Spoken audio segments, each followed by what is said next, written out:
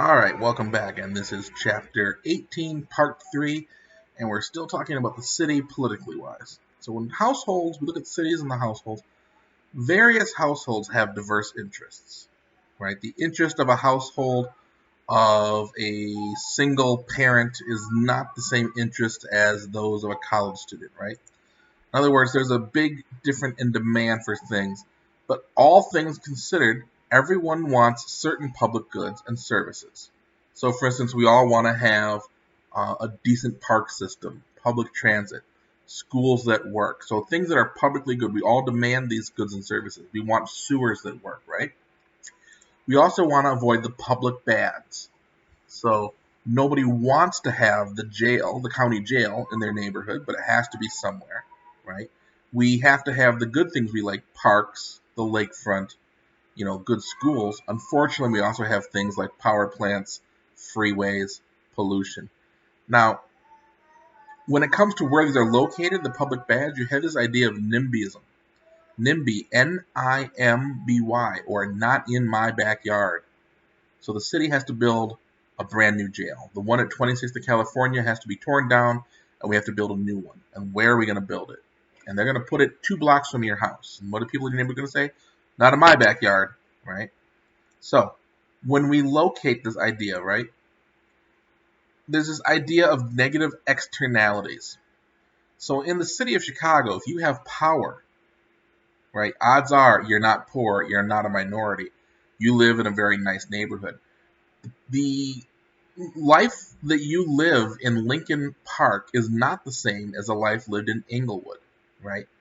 So, and we've talked about this many times, the urban environment is directly related to how much power you have. And in this country, power usually means income and it means ethnicity, right?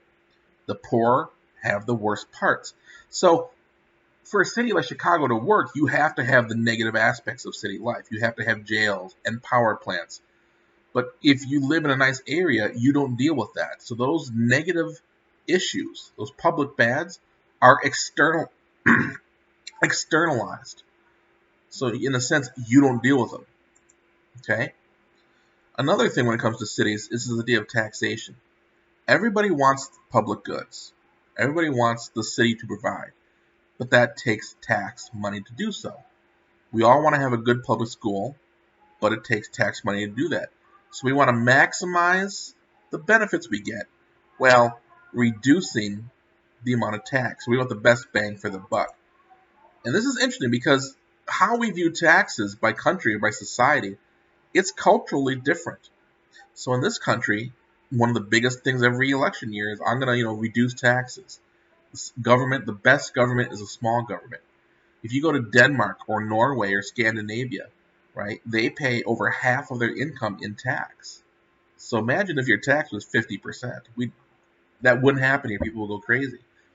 But there's also this expectation in Denmark and Norway and Scandinavia, these countries with high taxes.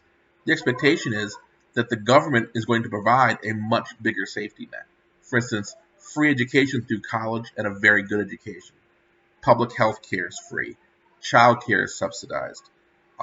Housing is subsidized. So the idea that you're paying more in taxes isn't as bad when the government is there to help provide that.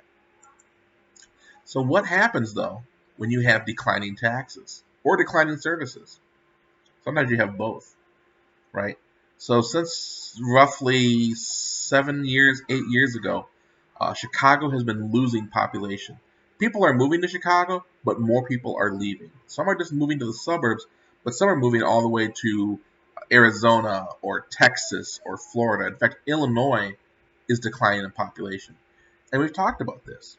If there's less people, then they don't pay taxes, so there's lower taxes or less taxes collected, which means there's not as much money to fund schools and the police and parks. And so what happens is you have to raise taxes to make up for that.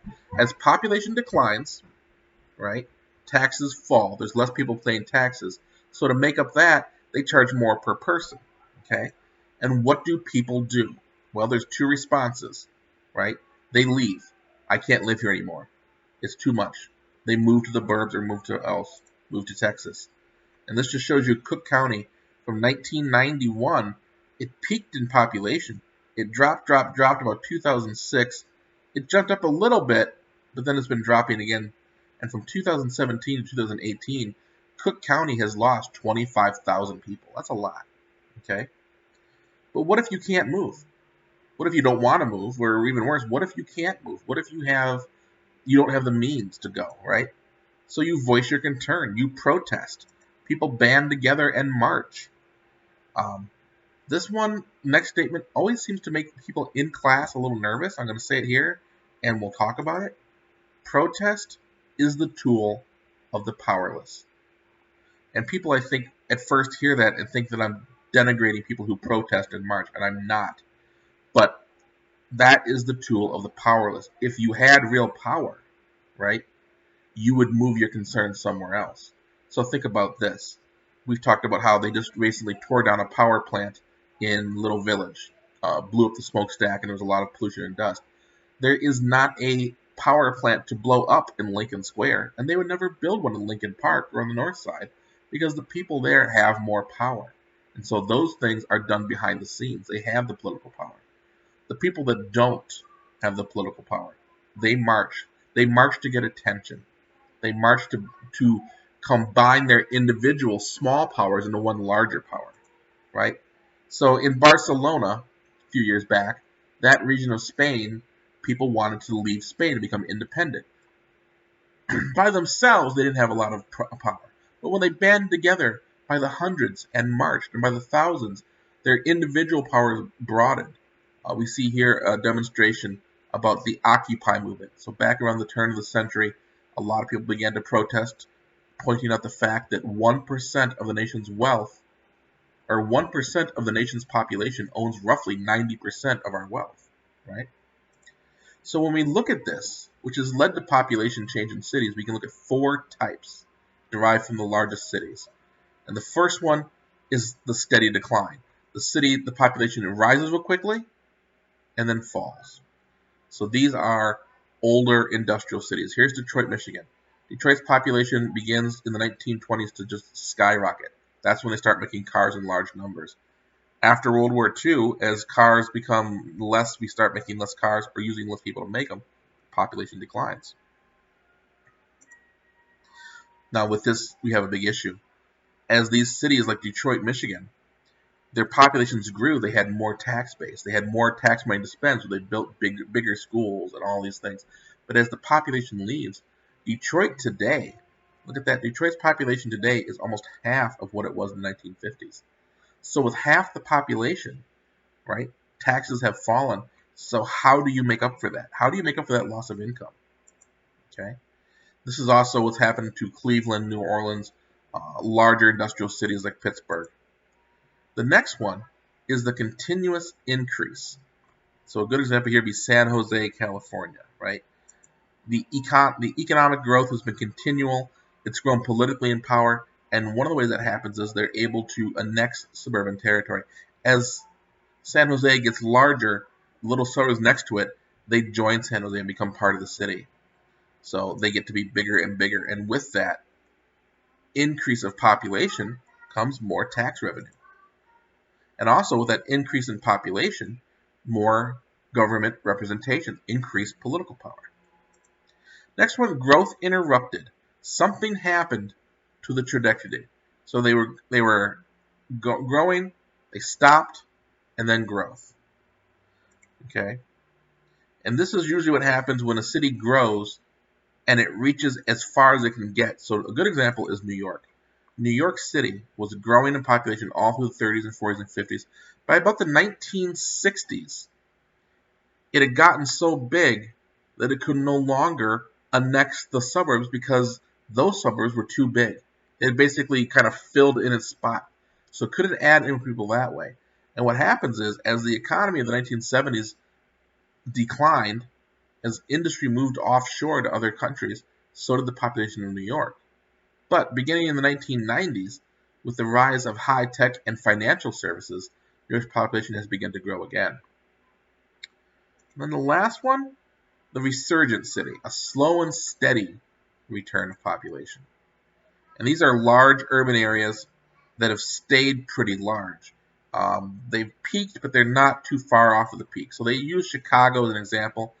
I think this might have changed, but up until 2010, maybe not. So Chicago grows, hits its peak in 1950. We were 3.5 million, and we've stayed about between 3 to 2.7 million ever since then.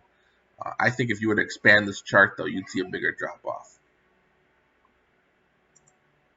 So when we talk about politics, right, we talk about regimes, the groupings of people that run a city, right? So you could say that the Republican Party is a regime that runs Congress right now because the Senate is run by the Republican Party, whereas the Democratic Party runs the House of Representatives. It'd be a Republican and a Democratic regime. But what about cities? The first one you have are informal coalitions. So people work towards a common goal. It's not like they're part of a party, but they maybe share an interest. We want to build this school, or we want to lower crime. Okay? And the people that are in this are people who have political power, so politicians, judges, lawyers, and economic power, the owner of industry, the owners of banks. Okay? Now, these type of regimes, they aren't exclusive. So sometimes you have organic regimes, and this is where you have a small town where everyone knows everybody, or a suburb that's a very kind of, they call it a homogeneous blend. There's not a lot of differences in population. Everybody is basically roughly the same income, the same ethnic group. So they have a kind of ingrown sameness. An instrumental regime is when government and industry works together to target certain things. So in Chicago, for instance, there is this connection between the high-tech industry of computers and, say, Uber or Amazon or Lyft. Tech industry and the city of Chicago have that connection, and that is one of the things that drives Chicago's building of the tech sector. Symbolic regimes are where something's happening and the city is changing. So maybe the city's population is becoming heavily minority, or it's becoming a different type of city that is becoming smaller. And usually you have someone who's kind of a symbol of that. I think Lori Lightfoot is a great symbol of how Chicago has really become much more diverse as a city. She's the first, openly gay mayor of a large city in Illinois. It's become a much more inclusive town. I think she's kind of symbolic of that. Another thing that is probably something you've all heard about, gentrification. This is how a city changes. Gentrification is a form of urban change. Here you have a house in a neighborhood, an older house, and investment comes in, someone puts in money, buys it, and refurbishes it, and it is gentrified. It is made beautiful again. And you see these older neighborhoods. A good example is Wicker Park and Bucktown. In the 1990s, Wicker Park was a Polish neighborhood, kind of run down, older houses. But now you would know it's been completely gentrified. So gentrification is where people with higher incomes come into areas of low income, purchase properties to rehab them, either to live in or sell for investment. And what happens is the people with the higher income end up displacing the poorer ones. Because look at this house. Let's go back. Say you're renting this house, and the rent's maybe $500 a month for a 2-bedroom apartment on the second floor. But someone comes in and they repaint it, and it's a better neighborhood, and there's better, nicer houses, and they refurnished it, and the houses on the block are refurnished. They're going to charge you more for rent. Now, what if you can't afford that? What do? Well, you move to a neighborhood you can afford. And what happens is somebody who now can afford the $800 a month of rent lives there. So a lot of gentrification is contested because it is displacement. People band together to change laws about renting. They try to get the city to include laws that prohibit raising the rent by a certain amount every year, or that certain amounts of housing has to have market value or subsidized housing. Okay, and this is usually done with urban authorities. Sometimes the cities want this investment of gentrification, sometimes they discourage it. Another thing we've seen recently is suburban decline. From the 1950s to about the year 1990, the suburbs were the fastest growing part of urban America. People were leaving the city. You can see right here that the population of Chicago was growing, but not as fast as the suburbs. But right about 1990, 2000, we see this change. And people begin to not so much move back to the cities, but not move to the suburbs as fast. Okay? So we see suburbs becoming decentralized, uh, or suburbs leading downtown Chicago and the urban city to become multi-centric, and this kind of snap back. A lot of that is these first layer of suburbs are now themselves older cities. They have older housing stock. People have begun leaving the inner suburbs for the outer suburbs or back to the city.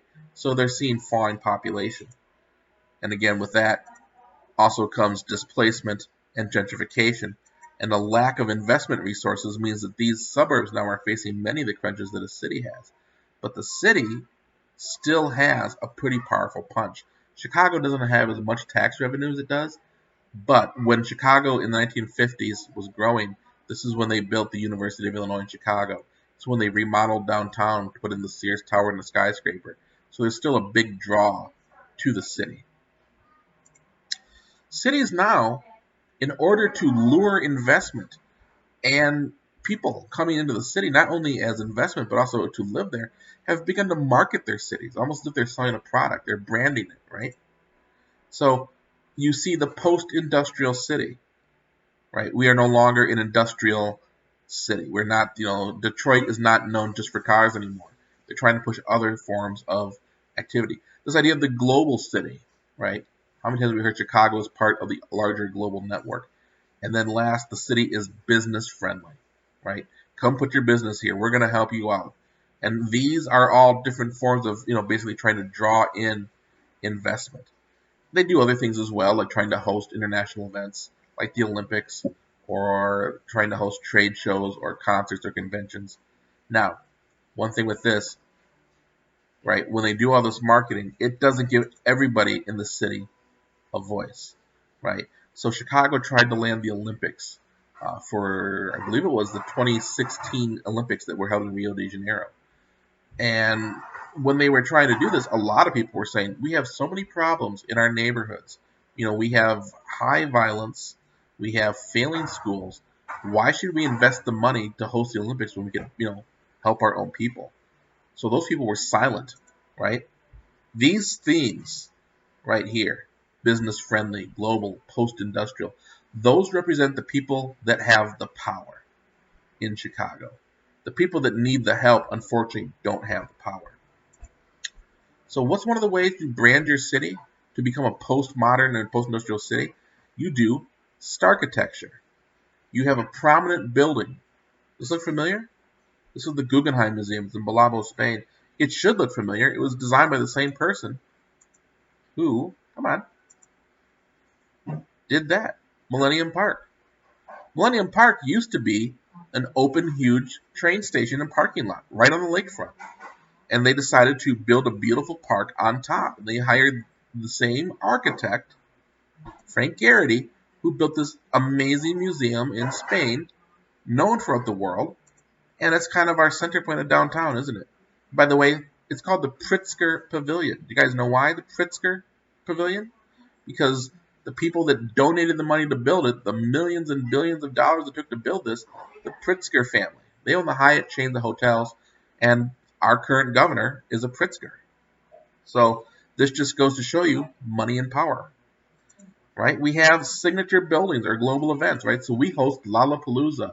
We were trying to host the Olympics. Cities want to host the Democratic or Republican National Convention. These large events that bring a spotlight to your city around the world. It's an opportunity for the city's elite to show how important our city is.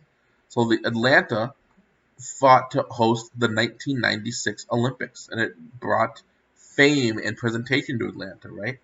The city hopes that by building all of these venues and improving the infrastructure, making it easier for transportation, more trains, that when the event is done, it'll still benefit the city. That's how they try to market the Olympics. If we host the Olympics, we're going to have to spend all this money to build new stadiums, new housing for the athletes. We're going to have to increase our bus and train service. But when they're gone, we'll have these beautiful venues, right?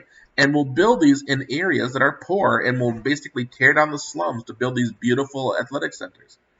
That's what they said in Chicago, and what they said in Brazil, right? But problem is, what about the people who live there? That's a cost. They're going to lose their neighborhood. These things are not free. In fact, the last, I think, 10 Olympics have not made money. As many people come to visit, it costs that much to host it, right?